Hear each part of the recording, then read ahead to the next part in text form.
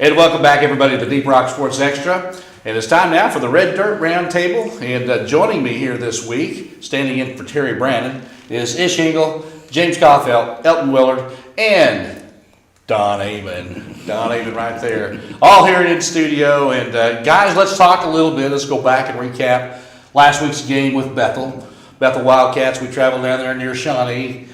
And, Ish, we talked a little bit before about the offense and the yardage that we racked up there, and a lot of points on the board even before I think the first quarter was out. We still had a lot of points on the board. Yes. So let's talk a little bit about what you saw from the offense last week. The offense was firing on all cylinders. I think the only regret they would have if they really had one is that the score got up so fast, so high that they weren't able to do more of the work in the passing game going into this next week. But Ian looked really strong out there, and Houchins just gets stronger every game. He's just keeps balance. He hits the line hard. He's got hard to bring down with those churning legs, and then he's actually got a second gear that I don't think he had at the beginning of the season, or at least we didn't see as much, and he's been pulling away, looking good. Yeah, so we hit close to 500 yards. 414 total. Yeah, in offense. And James, defensive side. Defensive side look good. Once again, we're still seeing just some few gaps that we shouldn't see. There's, once again, backs not staying in coverage, letting guys get behind them.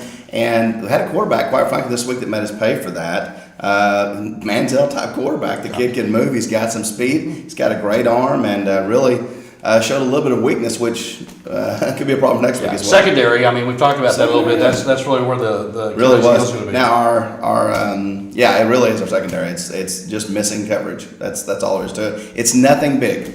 We say this week in and week out, guys. Everyone keeps saying it is just small misfires. There's nothing big. Mental mistakes and breakdowns, missing coverage. That's it. And on the other side of the defense too, Kyler Patterson had two picks. Yeah, Kyler. Big time for big yardage there. Kyler does about as good a job as anybody as reading a pass and settling under one, making it work. So yeah, great job by him. And real quick too, what did you feel about the all the subs getting in there and great. getting to play a little bit, And, even the ninth grade, the junior varsity got in there, and the ninth grade got in there, and both squads did a great job. Speaks volumes for the future of the program. Yeah, yep. Well, special teams, James and I talked about it. We're used to kicking that long onside, little short onside dump kick, and we kicked the ball down the middle of the field, and I thought, we talked about it, we don't know how to cover that.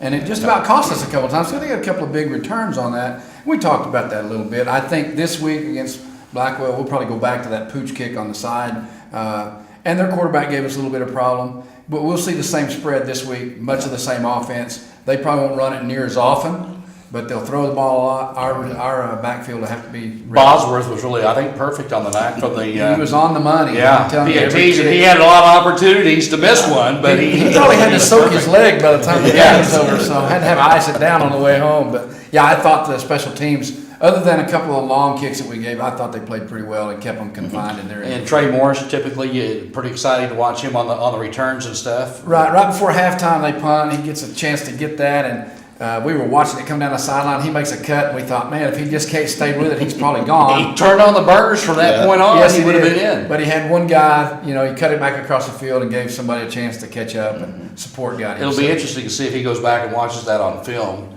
To think, oh my gosh, this is what I should have done. Well, coaches probably point that out to him as well. Yeah, that's what they watch film for, and he's a young player and he's still learning. So, but he's exciting to watch. Yeah. Don, what'd you take away from the game? Well, as far as intangibles go, as far as the officiating goes, pretty clean game. There wasn't, in fact, very few penalties, if I remember correctly.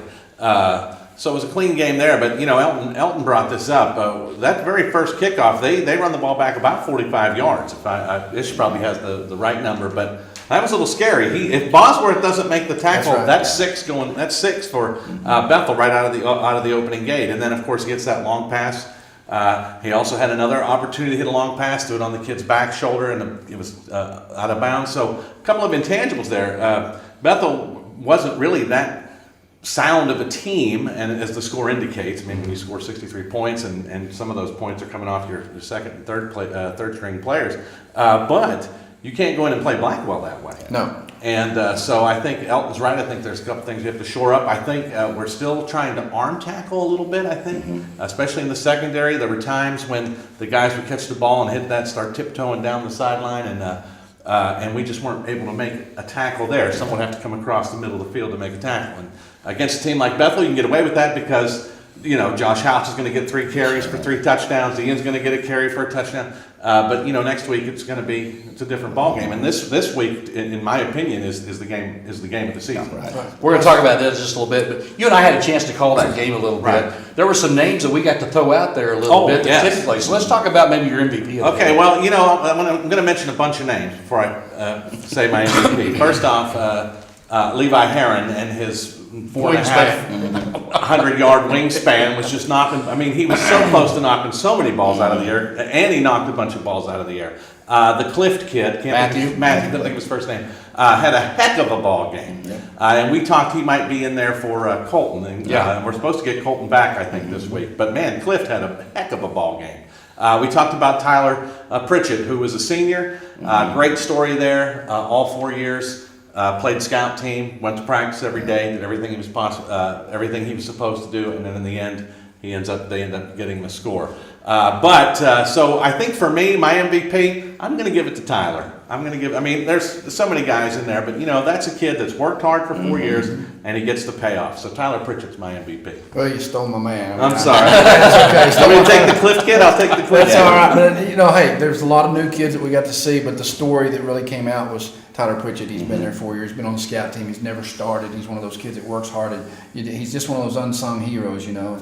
So coach gets him rewarded with getting him in the end zone. I'm going to give Tyler our MVP as well. And for me, I'm going to mention the kid before I mention my MVP, but Adam Loftus stepped up big this Adam, week. yes. Big A came in there and hasn't done a lot on defense this year. Man, he came in there with a vengeance and looked like a different kid. Very proud of him. But mine, of course, is Kyler Patterson, 2 picks. Okay, I mean, he had a good he's game. my MVP. And I figure someone's got to mention a guy. I've never seen someone go 1,000 as far as touchdown carry ratio. And it's got to be, for me, Josh Houchins. Yeah, well, a lot of kids have got to go in and do some things. And I think, I mean, I'm just going to be playing safe here, but I was really impressed with the freshman team coming in. You know, they've really got a great bunch of kids there and what they did and what they accomplished there. You know, the Yates kid, Matthew Yates, you know, good, strong runner, a lot of potential there, you know. So overall, a very good performance and a great win against 63-12. Hey, Mike, did we get any word on Yates? Because he went down on the sideline. Didn't we? He's good. He's good? Yeah, Okay. He was back in He's a couple back of in. plays. Oh, okay. Okay, let's move on. We got Blackwell coming up here this week. And again, everybody knows Blackwell is going to be playing for the same thing that we are, I think, and it's for an opportunity to move on in the postseason. But we got to win out from here. So let's talk a little bit about Blackwell. Blackwell, I think what we're going to see, I think we want to get some run game established. I think we can against them. They haven't been great against stopping it. And if we can chew the clock up, our best defense in this game, I think, is a strong time management offense. And just keep punching it down the field, keep that 7-headed monster going, and score. Yeah, defensively, we've got to shore up the secondary. We have got to stop the passing, and they don't have a running game to speak of. It's all going to be passing, and that's, for me, the game's going to set on whether we can clean that up and mentally stop those small mistakes. And we can. Here's the thing, we can. Our guys are more than capable of doing it, so we're just going to have to really clean that up and stop their passing game. Special teams, again, I think, we won't be with that long kickoff like we saw down the middle of the field. I think we'll go back to the pooch style onside and get that figured out. James is right. Our tackling has got to shore up. I mean, you're going to see a lot of passes being thrown. Defensive backs have got to come up strong. Hit, get there same time the ball does. Let's put some punishment on some guys and make them think about it next time they throw it over the middle or something. So I think that's the way it's going to be. Yeah, and I'm going to have to agree with everything you guys said. I just think we're going to have to play a little sharper. We're going to have to play a little tighter. I know that you'd like to go back to that pooch kick, but I don't know if I want to give a team that will air it out a short field. Yeah. So I'm thinking, hey, I never saw Bosworth kick as well as he kicked. Yeah, at kicking him Bethel. deep, I mean, kicking well. he's kicking him deep and kicking him, where they might even, in fact, one of them did come off one of the player's chest. It was kind of that line drive knuckleball. So we are going to have to shore up our tackling in the secondary, especially if they get through the front seven. We're going to have to, start grabbing some legs instead of some arms and take care of business. And of course, you want to keep the penalties at a good, plus minus ratio, but I don't think we've had an issue with penalties. No, not too much. this year. But this is the game of the season. I mean, this is it. This is what it comes down to. We can't think about Manford until we get through Blackwell. So with that, Well, and, what I was going to say too, I mean, Blackwell seems to be, I mean, at the first of the year, Blackwell really wasn't much of a consideration, Yeah, but at right. this particular point, like you say, it's really coming down to this because they have made tremendous strides, I think, here later in the season. Well, in years past, they haven't been very successful. I mean, Yeah. they haven't won very many games. And this year, they got a new coach and new coaching staff, and he's turned that thing around. Those kids believe in what he's doing. So, just like our Tigers bought into a program, the Maroons have bought into a program, and so we're going to have to be on some of our best behavior to get this taken care of. right, and something else that Coach Hoops talked about all year is the attitude of the kids. The kids have had great attitudes all year. They've worked hard all year. So I think they're going to go into this game just like they go into any other game, and they're going to go in with the attitude that, hey, we're going to go in there, hit somebody in the mouth early, and just win. So, but I'm going to say it's a Okay, close predictions. Now we got to give you kudos from last week. I mean, I knew if I wasn't going to do it, you were. 63-12, you bit. It was pretty darn close. I said 63-14. Okay, quick. I didn't know the Devil didn't have a kicker.